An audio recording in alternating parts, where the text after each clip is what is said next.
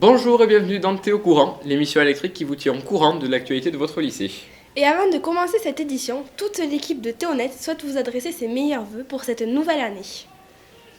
Revenons maintenant sur les événements de fin d'année. Le 10 novembre, en présence de nombreuses personnalités, le lycée a rendu hommage à ses 106 élèves morts pendant la Première Guerre mondiale. La cérémonie s'est conclue par une Marseillaise. Poursuivons avec une initiative de prévention au danger d'Internet. Durant le mois de décembre, tous les élèves de seconde ont été sensibilisés au danger d'Internet par les professeurs documentalistes, la CPE et notre infirmière, Madame de Prada. Le 17 novembre, tous les élèves de terminale se sont rendus à Toulouse pour le salon InfoSup, où, le temps d'une journée, ils ont pu s'informer sur les différentes filières post-bac.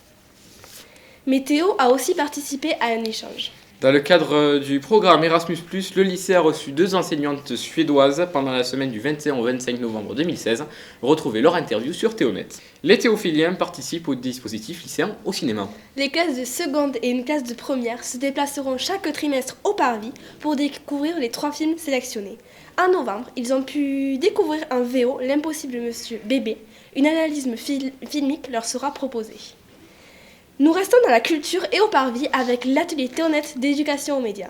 Dans le cadre d'un partenariat avec le Parvis, les élèves de la promotion 2016-2017 de l'ATEM ont passé une demi-journée en immersion au Parvis. Ils ont assisté à la projection d'un film, découvert l'exposition La timidité des cimes et ont été à la rencontre de différents métiers.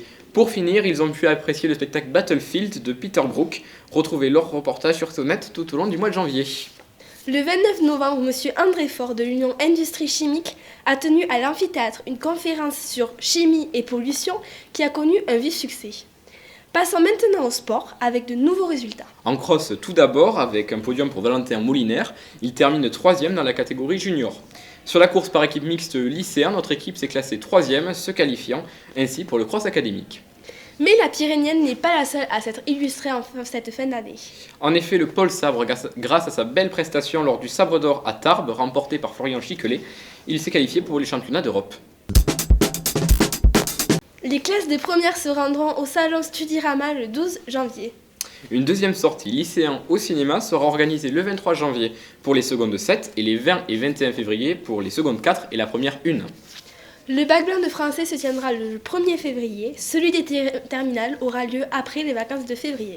C'est la fin de cette édition. Retrouvez toute l'actualité du lycée sur théonet.fr. Retrouvez-nous également sur Facebook, Twitter et YouTube. Rendez-vous début mars pour un nouveau Théo Courant.